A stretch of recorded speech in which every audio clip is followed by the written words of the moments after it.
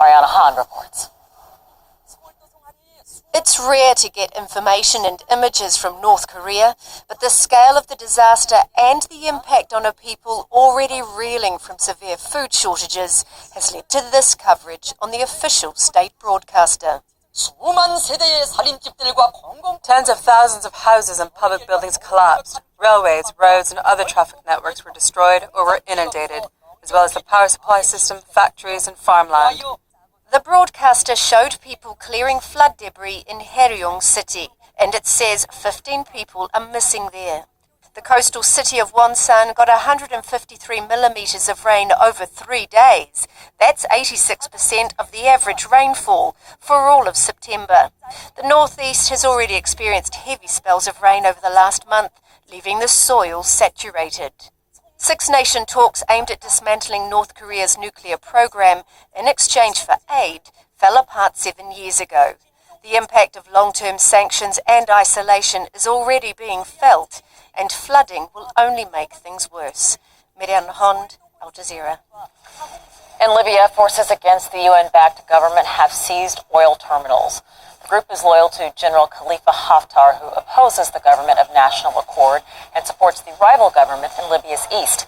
Since 2011, oil production, pipelines, and terminals have been at the heart of the civil war. A new report has found top political and military officials in South Sudan have profited during the war, which has killed tens of thousands of people. The Century organization accuses officials of amassing their fortunes through corruption while civilians live in near famine conditions. It follows a 2-year investigation by the group, which was co-founded by the actor George Clooney. Patty Culhane reports from Washington, D.C. Hoping their celebrity brings attention to what they say is blatant, brazen corruption in South Sudan. Actors George Clooney and Don Cheadle traveled to Washington to disclose what their investigators uncovered about the money fueling the continued fighting, which they highlighted in this video. President Kiir's official salary is $60,000 a year. But they say he owns this $1 million home in Nairobi, Kenya. His nearby neighbor, ousted Vice President Bashar. And they say several top generals also live lives of luxury. The investigators say these mansions, lavish vacations, are proof of corruption, and they say they can now detail how they are making the money, and it is through their family members who are profiting from business deals with oil, mining, and aviation companies, along with banks and even gambling. A 25% shareholder in this company is someone with the surname Kiir Mayardeen. The filings are accompanied by a copy of this person's passport. Now, we're not going to show the face of the person who owns this 25% stake because it's a 12-year-old child. However, as the passport indicates, this is the 12-year-old son of the president. He lists son of the president as his occupation. They say the money is paying for the continued violence, and now their organization is pushing U.S. President Barack Obama to help stop it by sanctioning and freezing the assets of the top leadership and generals, and they are calling for him to push other countries to join in. They say they also know exactly which companies, banks, lawyers are helping them. If they don't stop, are you going to publicly out them? Yes. I mean, that's the important part of this. You can't shame war criminals, but you know who you can shame? Banks. You can shame people in the international community that want to continue to do business in the international community. So yes, we are going to name them. A spokesman for President Kiir was supposed to talk to reporters, but canceled the event, saying the government's lawyers need more time to look at the report. These activists are hoping theirs isn't the only government doing that right now. Patty Culhane, Al Jazeera, Washington. Still ahead on Al Jazeera, American football players joined controversial protests against racial inequality, all on the opening week of the NFL. And Muslims around the world celebrate the Eid al-Adha, one of Islam's holiest holidays. The strap's potential importance was missed. A clerical error, an innocent mistake, say police, had recorded its discovery 80 metres from the murder scene. In fact, it was much closer, only 11 metres away. One small little bit of information can bring it all together. I wanted my son to be famous from the buildings that he made, not being dead. The strap was found at the time, left on the road where Stephen was attacked. It did not belong to him or his friend. Detectives asked 110 females connected with the inquiry to give DNA samples so they could be eliminated. Almost half of them agreed. Those who refused investigated. The shambles prompted a public inquiry. The original suspects gave evidence.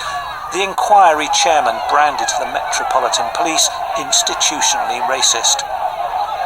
4 years ago, Gary Dobson and David Norris were convicted of Stephen's murder and jailed for life, trapped eventually by DNA, hair and fibres. At Norris's home, police found a strap like this one. It was tied to an iron hammerhead for use as a lethal weapon. Was one of Stephen's killers carrying such a weapon on the night? Scotland Yard says it believes there are several witnesses who have never come forward. They hope one day they will. Martin Brunt, Sky News, Eltham. The top stories on Sky World News. Hillary Clinton has admitted she ignored medical advice to rest before she felt dizzy and stumbled at a 9/11 service on Sunday. She has promised she'll be back on the campaign trail soon. The US says the ceasefire, which began in Syria yesterday and appears to be holding so far, could be the last chance to work towards peace in the country. And the former UK Prime Minister David Cameron is to stand down as a Member of Parliament with immediate effect. The Pentagon has confirmed the leader of Islamic State in Syria has been killed in an airstrike. Abu Muhammad al-Adnani died in Syria on August the 30th. At the time, American officials had said al-Adnani was the target of the strike, but stopped short of confirming his death.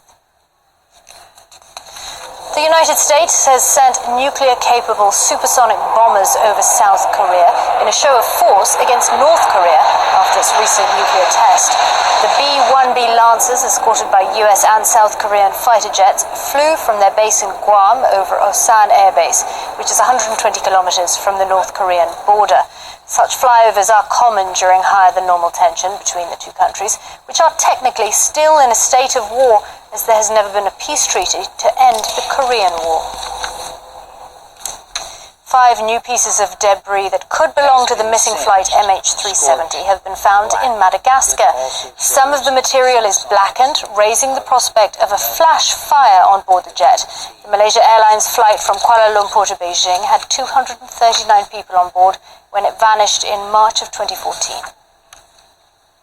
There have been violent scenes on the streets of Naples and Italy as riot police clashed with demonstrators protesting the arrival of Prime Minister Matteo Renzi.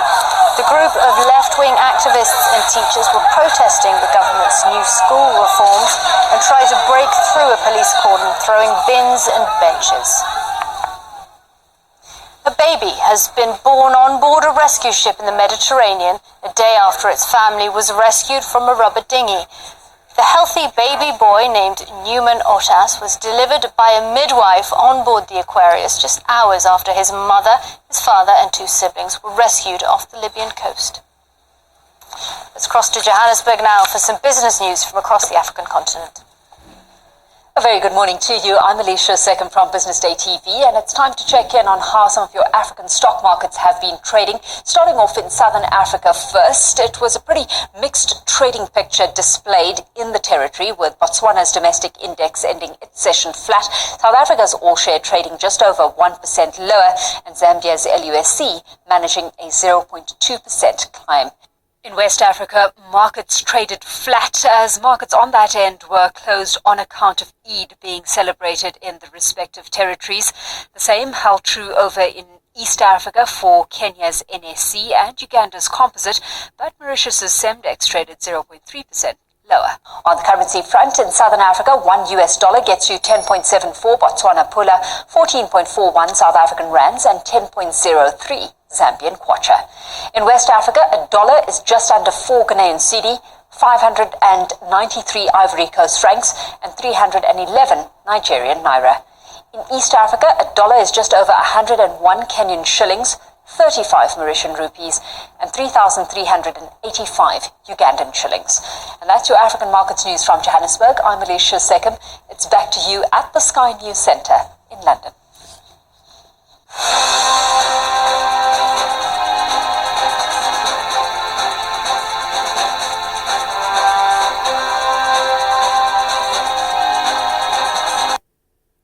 The celebration has already been marred by the deaths of 10 Iraqi Iraqi security forces killed in an ISIL attack west of Anbar.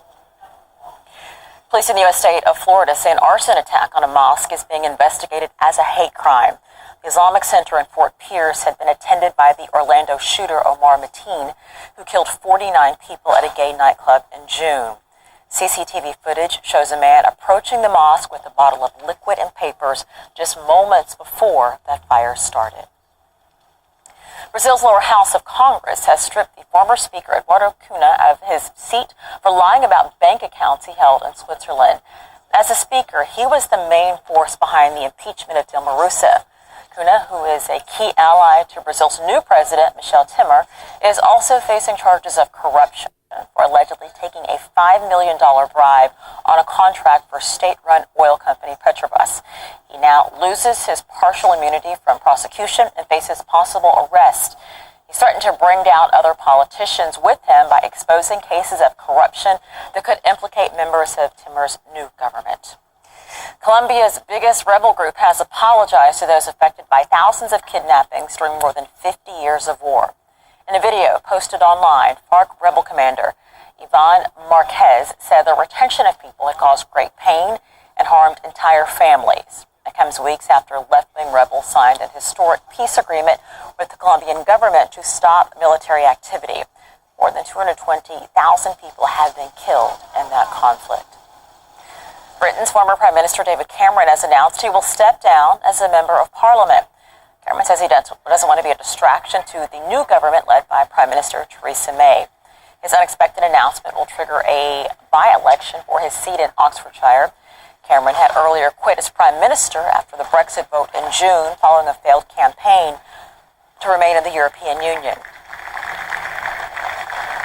California has become the first U.S. state to require overtime pay for farm workers under a bill signed by the Democratic Governor Jerry Brown. The bill will gradually introduce the measure for field workers and fruit pickers from 2019 to 2022. The measure requires farmers to pay overtime after 8 hours per day or 40 hours per week. For the harvest season, the weeks can be as long as 60 hours. According to the University of California, the state employees estimated 800,000 seasonal farm workers. Cyclists are gathering in Nevada in a bid to break the world speed record for human-powered vehicles. The current record stands at 139.21 kilometers per hour. Jake Ward has more from Battle Mountain. This is the site of a week-long series of races called the World Human-Powered Speed Challenge. It's not a bike race in the way that you and I think of bike races. A bicycle called a diamond frame, the conventional kind that you and I ride, they can really only do maybe half of what a vehicle can do on the highway. But these vehicles can actually break the law, go faster at more than 130 kilometers an hour, more than 80 miles an hour, go faster than you're allowed to go anywhere in the United States. And that's why this competition has shut down a stretch of roadway here in the center of Nevada to show just how fast they can go. This kind of technology isn't just a sort of engineering challenge. It could, in fact, trickle down into the ways that you and I get around in the future. Someday the ergonomics and aerodynamics that are being proven here this week could change the way we travel on Earth. And we'll be here all week covering this event to show you that kind of transformation. Nightfall local time appears to be holding despite some early violations. The U.S.-Russia brokered 10-day truce was agreed to after months of talks. Several factions of the Syrian opposition say they will cooperate. Nearly 2 million Muslims are taking part in the Hajj pilgrimage to Mecca and Saudi Arabia. One ritual involved throwing stones at a pillar representing the devil. Monday marks the beginning of the Eid al-Adha holiday for Muslims around the world. The U.S. has flown B-1 bombers over South Korea in a show of force after North Korea's latest nuclear test. The supersonic jets flew within 40 kilometers of the demilitarized zone border with the North. The U.S. is calling for stronger sanctions on Pyongyang after their latest nuclear test. The test violated international sanctions, and the U.S. is discussing further steps. We are, of course, working very closely with the United Nations Security Council, our six-party partners, and the broader international community to ensure full implementation of UN Security Council Resolution 2270 and other existing resolutions, and to take additional significant steps, including new sanctions, to demonstrate to North Korea that there are indeed serious consequences for its unlawful and dangerous actions.